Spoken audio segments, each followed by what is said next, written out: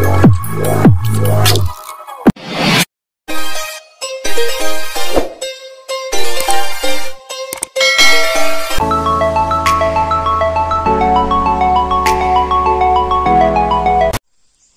na nga nito kasi na ito. Hello, hello, hello, hello!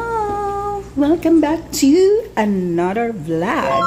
Ayan guys, andito na naman po tayo sa aming farm. Ayan, nakikita nyo naman guys, ang sombrero. Uy! Agoy! Oh! Mayroong lansones! Wow! Ayan guys. At pati pa naman lansones ipinapakita ni Mother. So guys, hindi yan sa amin.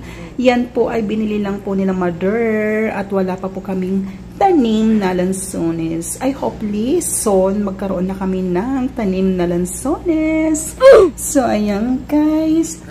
Para pagsakalan po ng lahat, nandito na naman po sa farm ang aking mga magulang. Si nanay at si tatay. Ayan, hello.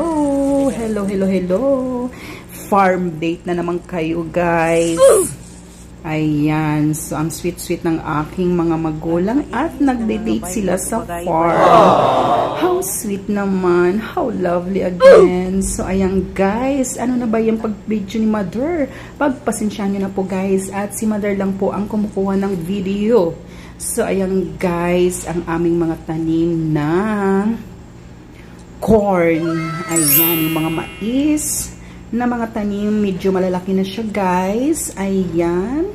So, itong mga tanim na mais ay malalaki na po siya. Pero guys, may napapansin po ba kayo sa mga mais namin?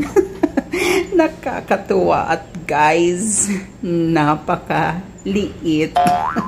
I mean, napakapayat. Ayan, napakapayat ng mais, guys. So, hindi siya masyadong maraming nakatanim. Baliwalay siya. Siguro ay hindi lang siya nabuhay. Kaya, medyo malalayo-layo ang distansya ng mais. Ayan. Pero as long as meron namang nabuhay, diba? Ang iba guys ay malalaki na, ang iba ay maliliit.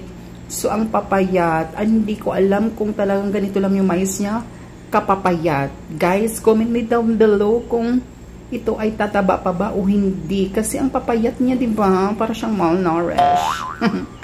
So, ayan. Iniikot tayo ni Mother sa mga tanim na mais hanggang doon sa kabilang side. So ito guys, oh, ang lalaki na niya, 'di ba? Ang ganda-ganda. Dapat ganito, kalalaki, 'di ba? Para naman magandang tingnan at pare-parehas sila, pantay-pantay ang laki. Pero yung iba guys, ang liliit. Oh, 'di ba nakikita niyo naman? Napakaliit at napakapapayat. Pero maganda yung kanyang dahon, 'di ba? Oh, green na green, ang sarap tingnan sa mga mata natin guys. Green na green ang kanyang dahon.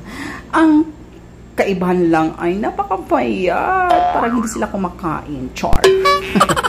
So ayan guys, iniikot ni Mother ang camera para makita niyo yung may mga tanim. Diba, nakikita niyo ang ganda-gandang daming mga puno. Oh, diba guys? So refreshing. Ang sarap lang tingnan. Ayan guys. Andun pa sa taas. May mga tanim din si Mother. Oh, ayan yung kanyang loya. Ayan guys. Yung loya ay may mga dahon na siya. Ayan. So dito rin may mga mais na tanim si Mother. Diba guys? Malalaki na rin yung ibang mga mais na tanim ni Mother guys. Diba? Kaso lang hiwa-hiwalay nga lang talaga at manglalayo-layo yung space niya.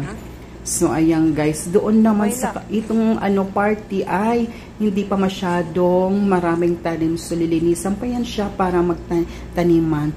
So, ayan guys. Dito pala itinanim ni Father yung coconut dwarf. Ayan. Kita nyo na guys. Yan po ang coconut dwarf na itinanim ni Father na iblinag ko sa nakaraang mga vlog. Ayan. So, doon kailangan pang taniman. Marami pa siyang space na pwedeng pagtamnan, diba? So, ayan. Pagpaplanuhan pa yan kung ano itatanim sa susunod.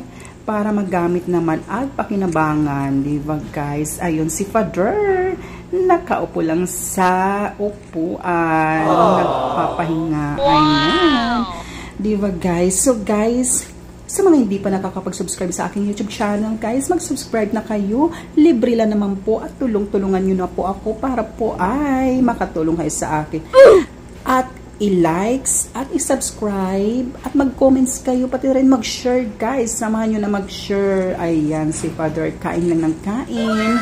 Magpahinga ka dyan. Thank you. Have a good day.